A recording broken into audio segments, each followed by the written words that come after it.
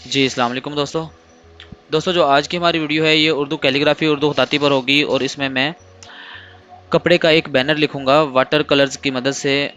जो है हम ये लिखेंगे वाटर कलर्स और ब्रश की मदद से। ये वीडियो उन ख़ास दोस्तों के लिए है जिन्होंने उर्दू राइटिंग के बेसिक्स कंप्लीट कर लिए हैं, जो कि कट मार्कर या कलम की मदद से जो है हरूफ तहजी और उसके बाद जो मुकम्मल तख्ती थी, जो मुकम्मल हमने मश्क बनाई थी उर्दू हैंड राइटिंग ठीक करने के लिए, वो जिन्होंने मुकम्मल कर ली हैं उनके लिए नेक्स्ट लेवल जो है वो किसी भी बैनर को या फिर दीवार पर ब्रश की मदद से लिखना, ये उनके लिए है। ये जो बिगिनर्स हैं जिन्होंने अभी सीखना है ये उनके लिए नहीं है।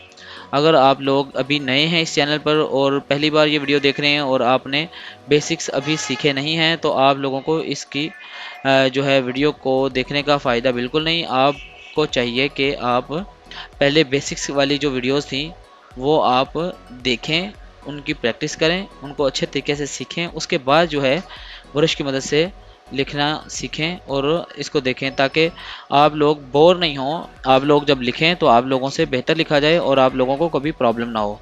तो सबसे पहले आपने मार्कर से स्टार्ट करना है या कलम की मदद से आपने लिखना स्टार्ट करना है, कट मार्कर या कलम की मदद से। तो खैर दोस्तों, ये हम $1 शॉप लिख रहे हैं। तो इसका जो ये बैनर है ब्लैक कलर से मैं लिख रहा हूँ। तो ये देखें, वही तरीका है जिस तरह से हम लिखते रहे हैं दूसरा कलम के साथ या मार्कर के साथ, वही शेप उसी तरह से आपने बनानी है। सिर्फ ये है कि बड़े साइज़ में है ये, जिस तरह से आपको कट बताए थे उसी तरह से, जिस तरह से कलम के 2 से 4, 4 से 5 कट लगाते थे इसी तरह से यहाँ पे ब्रश के लगाने पड़ेंगे। तो सेम चीज़ है, कोई ख़ास फ़र्क नहीं है। तो इस तरह से आप ब्रश की मदद से, जिस तरह से ये मैं मूव कर रहा हूँ ब्रश को, इसी तरह से आप लिखें। पेंट जो है ब्रश से इतनी मिकदार में लगाएं कि जो नीचे टपके नहीं।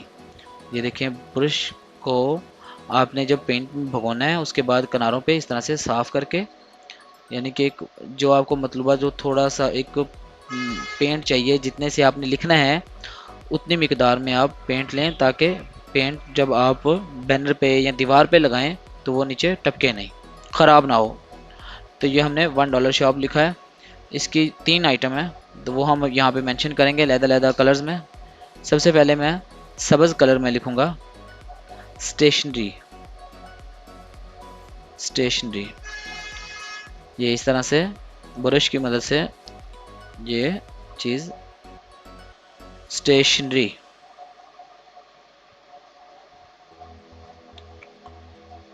ये चीज़ इस तरह से जितनी मोटाई ने आपने मोटाई में आपने लफ्ज़ लिखना है उतनी ही मोटाई के उसके नुक्ते होंगे। स्टेशनरी दोस्तों, इसको देखें और साथ में लिखने की कोशिश कीजिएगा। इंशाल्लाह उम्मीद है आप लोग बहुत आसानी के साथ ये सीख सकेंगे। और अगर आपने बेसिक्स मुकम्मल किए हैं फिर तो श्योर है, 100% यकीन है मुझे कि अगर आपने बेसिक्स मुकम्मल किए हैं और उसके बाद अगर आप ब्रश से लिखना शुरू करें, आप ब्रश से लिखें, चॉक से लिखें या किसी भी जगह पे आप किसी भी तरह से किसी भी चीज़ से लिखेंगे, जब आपके जहन नशीन हो चुकी हैं ये चीज़ें, ये इसकी इश्काल, इसकी बनावट का तरीका, इसके जोड़, ठीक है, इसके जॉइंट जो हैं आपके अच्छे तरीके से जहन में बैठ चुके हैं कि आपने जैसे ये मैंने लफ्ज़ बना रहा हूँ, इनकी शेप है ये, अगर आपको याद है तो आप किसी भी चीज़ से लिखें, किसी भी तरह लिखें तो आप बिल्कुल इसी तरह के लफ्ज़ बना सकेंगे क्योंकि आपके ये अच्छे तरीके से ज़हन नशीन हो चुके होंगे। अगर आपने अच्छे तरीके से प्रैक्टिस नहीं की हुई तो आप जो है किसी भी चीज़ से, दुनिया की अच्छी से अच्छी कलम से अच्छे पेन से भी लिखने की कोशिश करेंगे तो ज़ाया होगा, क्योंकि आप लोगों को जो है वो प्रॉपर इनकी जो लफ्ज़ों की इश्काल हैं वो याद नहीं होंगी, इनकी बनावट का नहीं पता होगा आपको, तो फिर आप चाहे जिस चीज़ से मर्ज़ी लिखें तो कोई फ़ायदा नहीं है।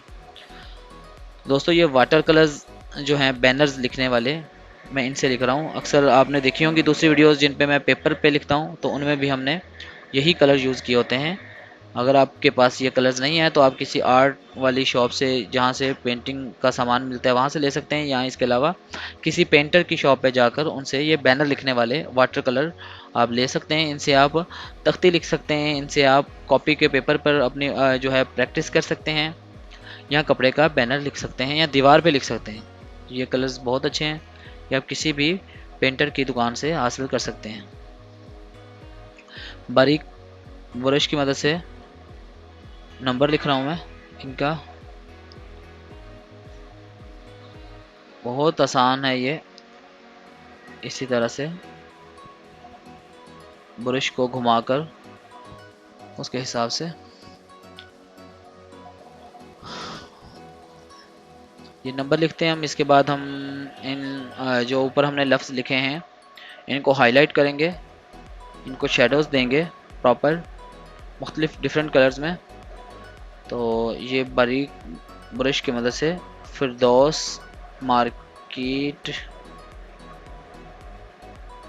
देखें ये जिस तरह से हम पहले लिखते रहे हैं वही चीज़ें रिपीट हो रही हैं, वही चीज़ें बार बार रिपीट हो रही हैं। तो ये देखें, जो आपको मैं जिस तरह से हर बार कहता था कि आप अपने बेसिक्स सीखते रहें, उन पे अबूर हासिल करें, अच्छे तरीके से मशक अपनी मुकम्मल करें, उनकी प्रैक्टिस करें। तो ये सिर्फ इसी वजह से कह रहा था कि क्योंकि वही चीज़ है मेन, जैसे कलुन्नी लिखा है, काफ अलिफ का लिखा है, लामा लो लिखा है, नून ये नी लिखा है, ये चीज़ें हम पहले लिख चुके हैं। वही शक्ल, वही दोबारा सब कुछ रिपीट होता रहता है। तो ये स्टेशनरी को हम शेड दे रहे हैं, ये पिंक कलर है, तो इसको थोड़ा सा हाईलाइट कर देंगे हम इसकी आइटम्स को। स्टेशनरी को हमने पिंक शेड दिया। तो शेडो जब देना है आपने कभी भी किसी भी लफ्ज़ को, तो एक बात को अपने जहन में बिठा लें कि लाइट जो है कलर को डार्क शेडो दिया जाता है, और डार्क कलर को लाइट शेडोज दिए जाते हैं। जैसा कि ये रेड को देखें, मैं येलो लगा रहा हूँ, इसको अगर मैं पिंक लगाता तो वो तकरीबन मैच हो जाता और इतना अच्छा नहीं लगता। और अगर रेड को आप ब्लैक कलर का शेडो लगाएंगे तो दोनों डार्क हैं, तो लफ्ज़ जो है वो उठने के बजाय वो बिल्कुल जो है बैठा बैठा सा फील होगा। बिल्कुल आपको जो है उसका वो जो है जैसे उसको उठाव होना चाहिए, जिस तरह से उसको नुमाया नज़र आना चाहिए, वो चीज़ नहीं नज़र आएगी। ऐसे भद्दा सा लगेगा, बुरा लगेगा, तो नुमाया नज़र नहीं आएगा। तो इसलिए आप कोई भी लफ्ज़ लिखें तो उसका ख़ास ख्याल रखें कि अगर आपने वाइट कलर से लिखा है, येलो कलर से लिखा है, या पैरेट कलर जो लाइट ग्रीन होता है उससे लिखा है, आपने किसी भी लाइट कलर से लिखा है, तो उसको आपने जब शेडो देना है तो वो ये बात जहन में रखें कि उसको शेडो आपने देना है या आउटलाइन देनी है तो वो आपने डार्क कलर की देनी है, जैसे ब्लू, रेड, ग्रीन, ब्लैक, या कोई भी डार्क कलर, मैरून वगैरह, पर्पल, जो भी डार्क। और अगर आपने डार्क कलर में लिखा है, जैसे मैंने ये $1 शॉप लिखा है, स्टेशनरी भी डार्क है, उसके बाद क्रॉकरी भी डार्क लफ्ज़ है, इसी तरह से गिफ्ट सेंटर जो है ये भी मैंने डार्क कलर्स में लिखा है, तो इसको मैंने शेडो जो दिया है वो बिल्कुल जो है इसका मैंने लाइट कलर्स में दिया है।